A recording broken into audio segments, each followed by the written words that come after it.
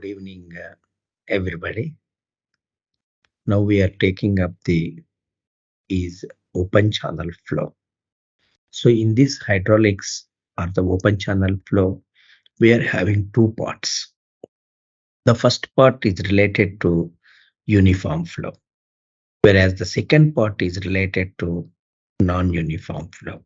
So in the first part, we focus on what is open channel flow, then what are the types of channels, then what are the types of flows. Once types of flows are understood, then we take up topic wise what is the velocity distribution in open channels. Then we take the for the velocity calculations. There are equations, Chezy's equation, Manning's equation, Basin's equation, and Cutter's equation for uniform flow. So these four equations, what are those equations we will find out.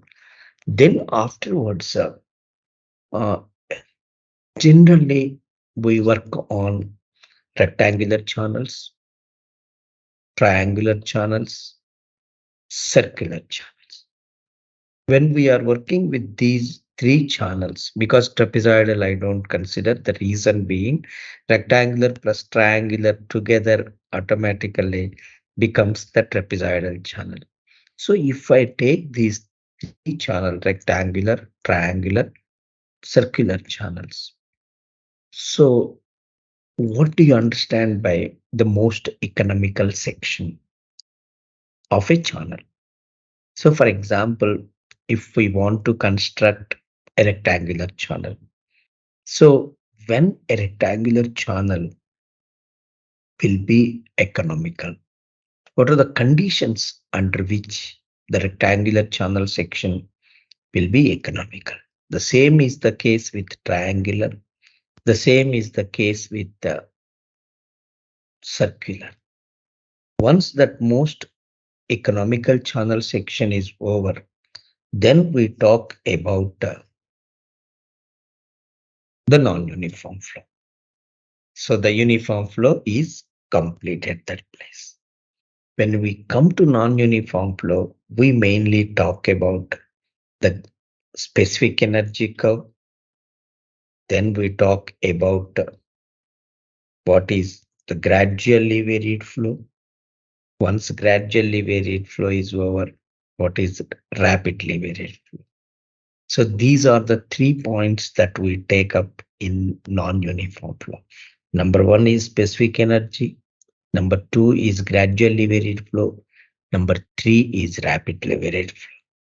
So once again, I just remind you, there are two parts in open channel flow.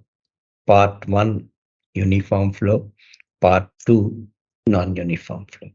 In the uniform flow, types of flows, types of channels, velocity distribution, Chezy's, Manning's, Basin's, Cutter's equations, most economical sections, rectangular, triangular, circular. That's it. Then next, coming to non-uniform flow, specific energy and its applications, specific energy curve and all. Then gradually varied flow, the problem equation and the problems. Rapidly varied flow. In the rapidly varied flow, our focus will be mainly on hydraulic jump. And when we do the hydraulic jump, what is the loss of energy in that? What are the post jump and pre jump depths? These are the topics.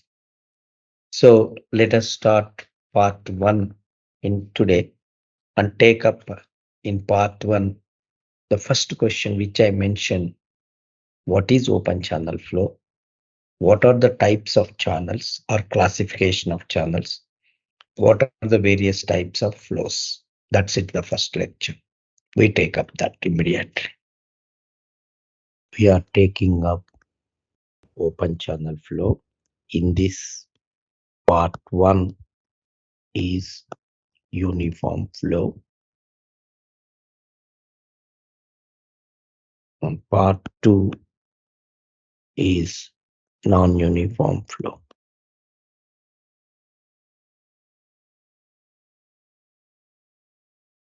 So now I take the uniform flow.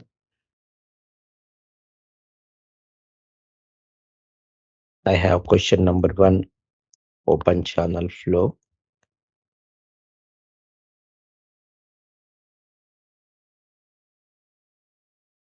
Types of channels.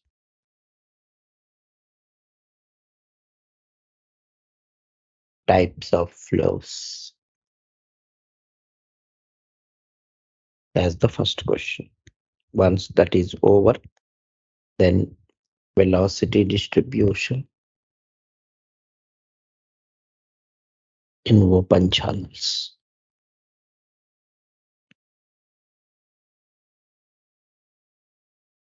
Then once velocity distribution is over, third one is Judges, Mannings, and Bayesian equations.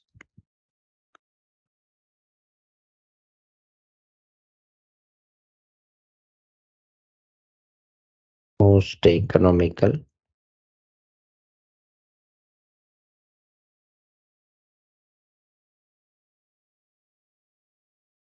channel section,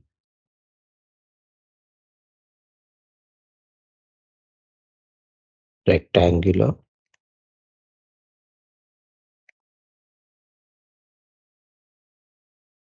triangular, trapezoidal, circular. This completes part 1. So in today's class, our focus is on what is open channel flow,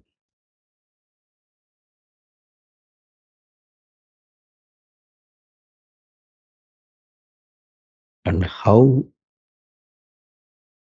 it is different from pipe flow. So that we see it first. So if I take it, what is open channel flow? An open channel flow, an open channel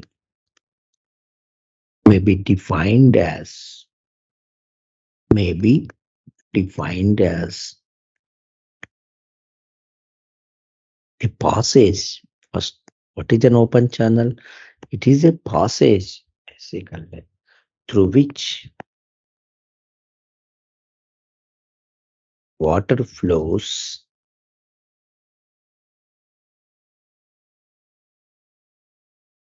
with a free surface. Water flows with a free surface. Then what is a free surface? Free surface is the interface. It is the interface of water and air. It is the water and air actually, which is subjected to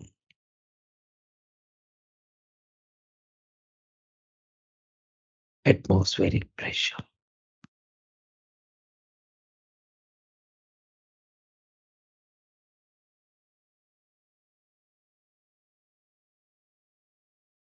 So kindly remember it, in open channels,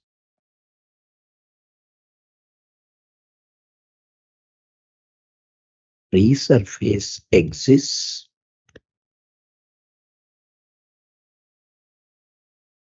and the pressure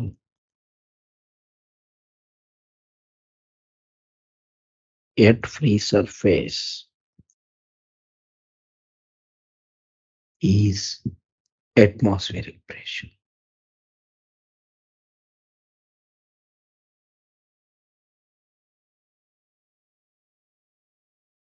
then what is the comparison that you can make between basically the pipe flow and open channel flow? If suppose I start comparing the pipe flow with open channel flow, because both you are studying at the same level, in second semester only you are studying, what is the fundamental difference between these two? Kindly remember, the first difference is in pipe flow, flow in a pipe is under pressure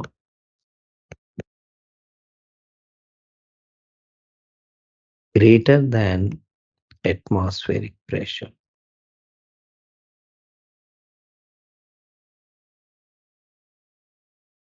No free surface.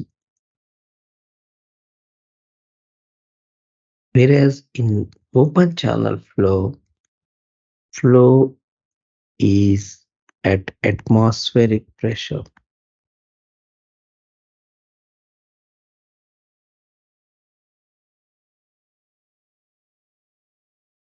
Free surface exists.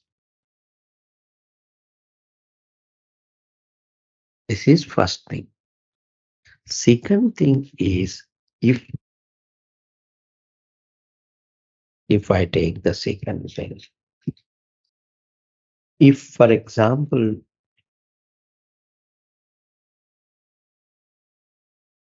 if you see it, for example, if I take a pipe,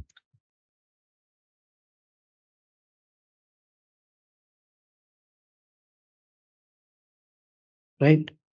So this is the center of the pipe. If you want to have the hydraulic gradient line, so this is one piezometer which we installed here. This is one piezometer we have installed. So here the piezometer level is here, here this is. So if you join these two lines, this is called as HGL, right? And then above it, above this will be, this is the total energy line. So this is V squared by 2G, right? This is the pressure line. Whereas in the case of open channel, if I take it, it's only basically, if you take it, the channel bottom will be like this, right? Above the channel bottom, there will be only free surface, right? Above the free surface, there will be V square. So if I take two sections here, like here 1 and 2, here if I take it, so for example, if now I call it as this is the datum, and here also you can write datum here, so that you can put from here to here, this is Z1, here this is Z2. So this is Z1, this is Z2, right? Then this is Y1, this is Y2, this is V1 squared by 2G, V2 squared by 2G. Same, right? If you take the center line of the pipe, the hydraulic gradient line is above the center line of the pipe. The hydraulic gradient line is above the center line. So if you want to know, in the case of pipe flow, in case of pipe flow,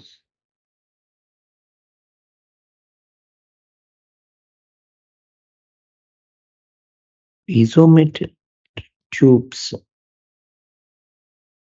isometric tubes are arranged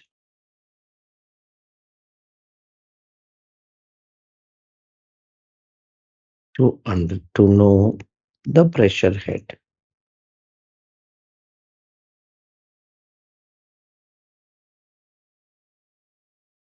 The HGL is above center line of the pipe.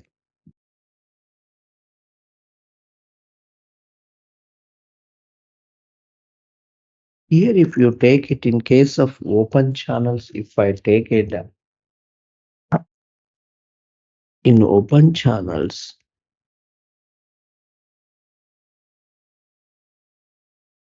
the pressure at free surface is atmospheric pressure.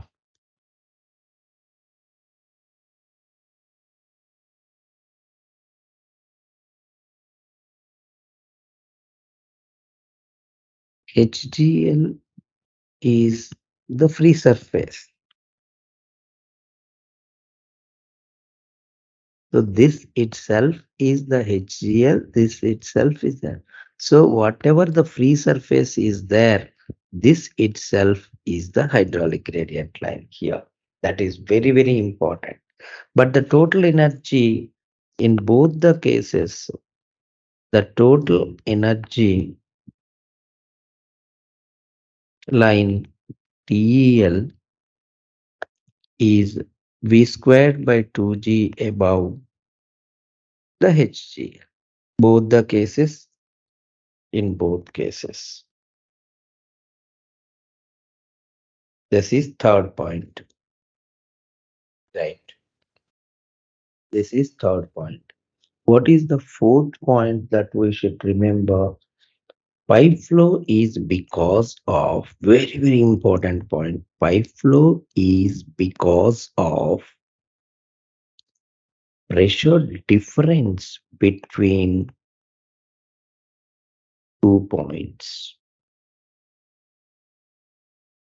Whereas open channel flow is due to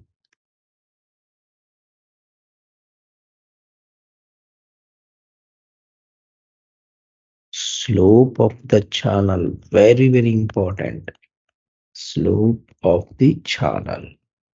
So slope is necessary for the flow. Then 5.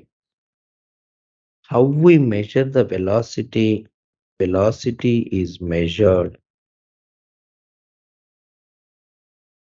by pitot tube. That's what we have learned in pipe flow. Here, velocity is measured by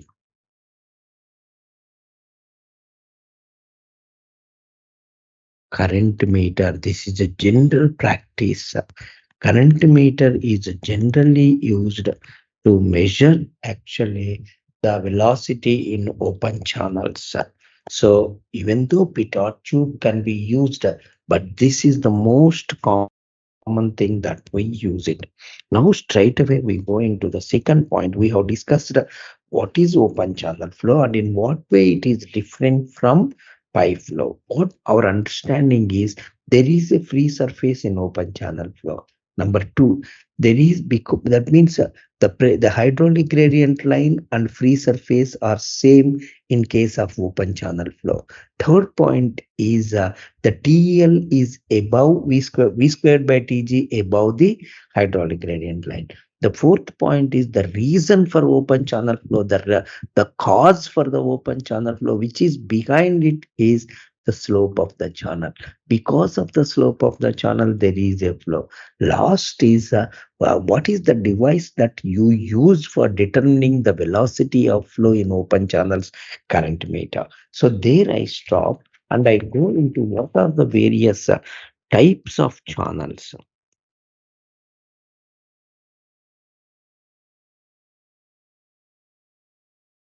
This is also called as classification of channels.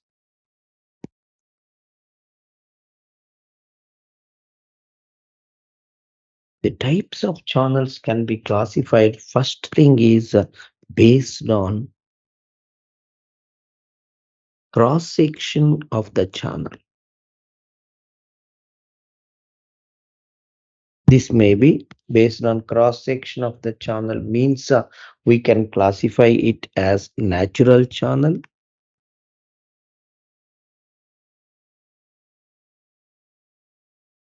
artificial channel.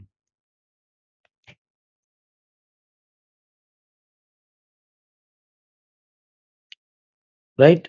Natural channel means actually What is the meaning of a natural channel? Means which is of irregular cross section, because it's natural, which is of irregular cross section, varying shape and developed in a natural way. Developed in a natural way. Best example is river. Whereas what is an artificial channel means the artificial channel is one which is created artificially, which is created artificially. Once we create artificially different shapes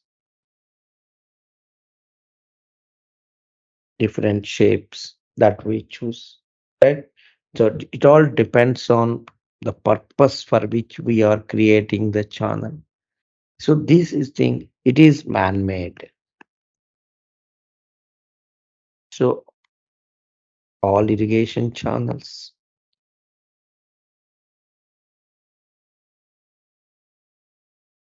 are all basically the artificial channels.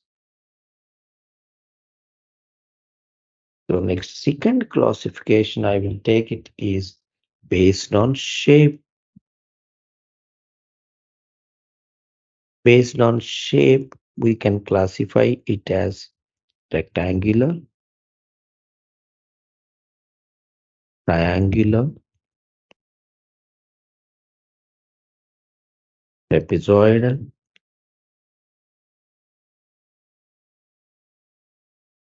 circle. These are the general things. At this level, we will remember.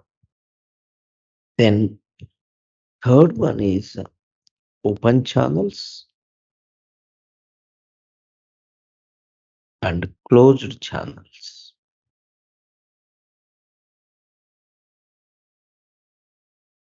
Suppose if I take it, this is generally irrigation channels, which you can see. Generally, this is all the channel cross section. This is the water level. So this is what we call it as open channel. Similarly, if you take this and water is up to here only, and this is here, all this is atmospheric pressure.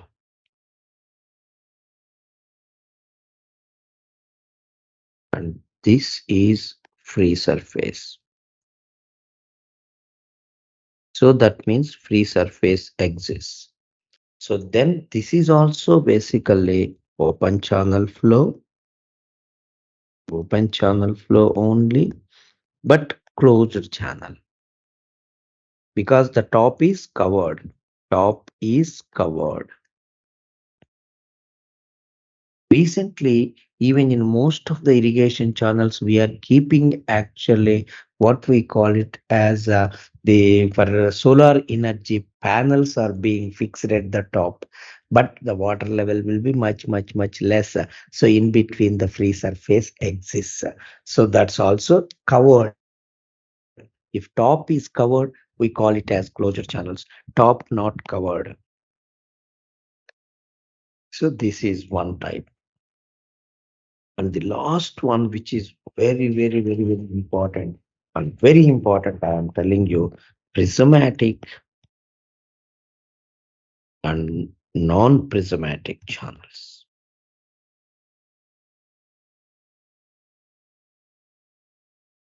Prismatic and non-prismatic. So prismatic means prismatic channel. Channel having the same shape along its length same shape and laid at a constant slope.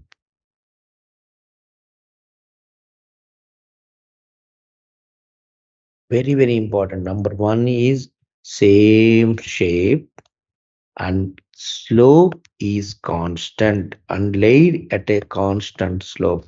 Then we call it as prismatic channel.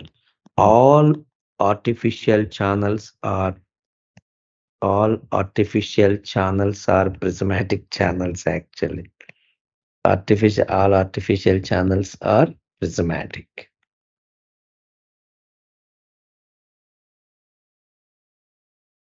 Whereas non-prismatic means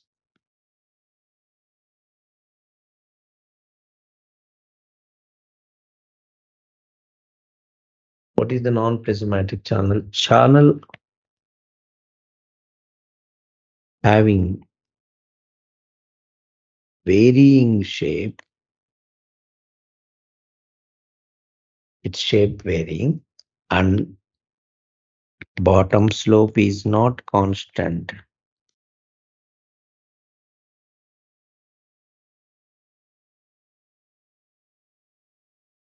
Slope is not constant and is varying. Then we call it as non-prismatic. Natural channels are non-prismatic. So this is fourth. So that completes one article actually. Then second article is types of flows.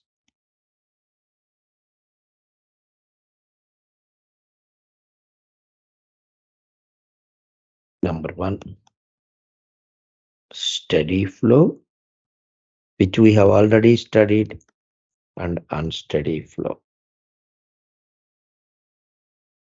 The moment I say steady, unsteady, it is with respect to time. Number two, uniform flow and non-uniform flow. This is with respect to distance. Third one is laminar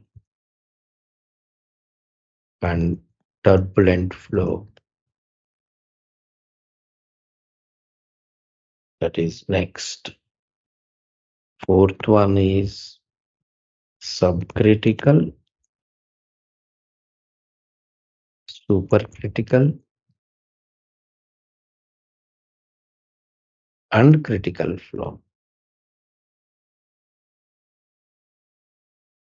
In this non-uniform flow is again classified as gradually varied flow, rapidly varied flow. That we will take it afterwards. Let us go into the first one directly now. Steady flow.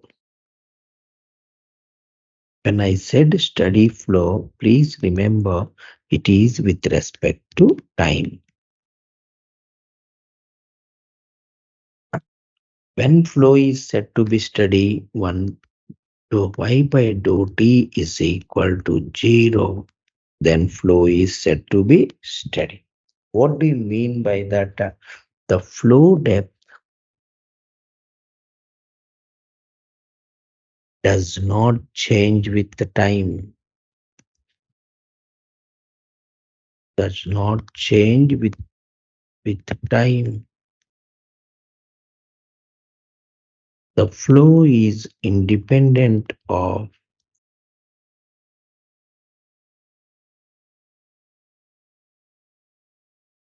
time. For definition's sake, you can write flow is said to be steady if the flow characteristics such as velocity, then depth basically does not change with time. But depth is very important in the case of open channel flow. So that's why I focus on depth only. Whereas previously when kinematics we have dealt, I concentrated their velocity, because through pipe when the flow takes place, it is the velocity that is more important for me. But whereas here in the case of open channel flow, which is more important for us is the depth. Depth is the main characteristic which is very very important. So now that what the flow depth does not change with the time, with time the depth does not change, or dy by dt is equal to 0. That is first one. What is unsteady flow? It is with respect to space or distance, anything.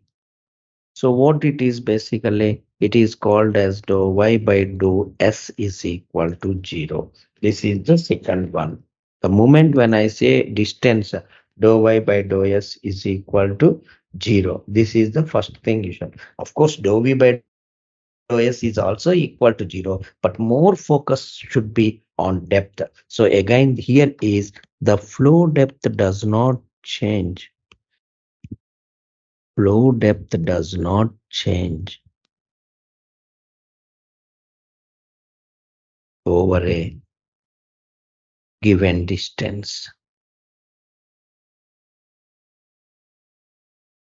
or over a given length of channel.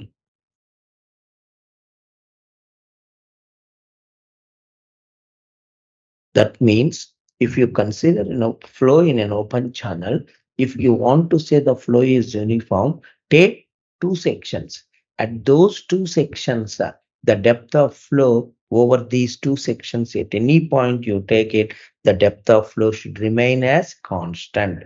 If the depth of flow varies along the length, then we cannot call it as uniform flow. It becomes non-uniform flow. So in the case of uniform flow, the depth of flow should not change with distance along the length of the channel.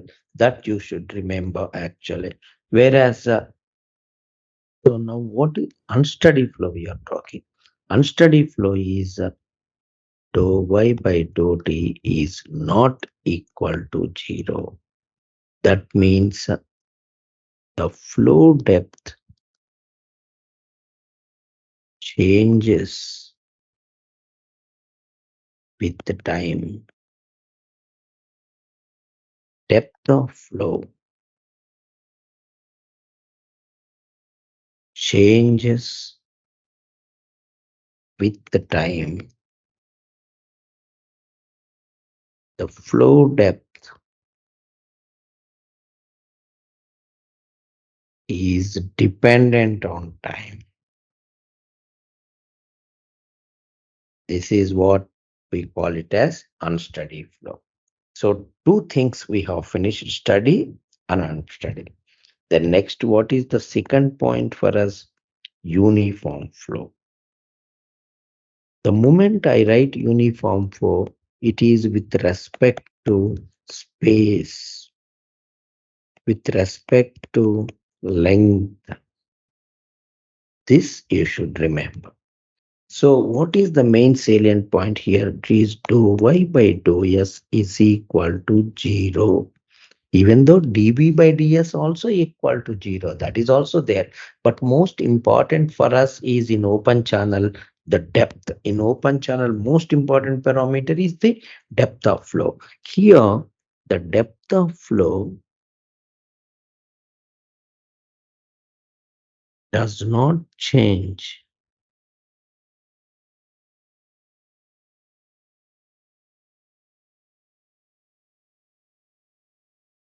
over a given length of channel. What is the meaning of it? If you choose a particular length of the channel, and if you want to call that flow in that length, particular length as uniform, then you have to say that the depth of flow at all these places from section beginning to end, or the entire place, the depth of flow should remain as constant. If the depth of flow is constant, depth of flow is constant depth of flow is constant, then we call that it is uniform flow. In the uniform flow, main thing is the depth of flow remains as constant. So kindly remember that in the uniform flow, first thing that we should remember is it is the depth of flow remains as constant.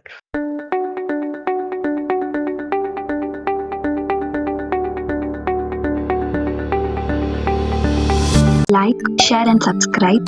Hit the bell icon for more updates.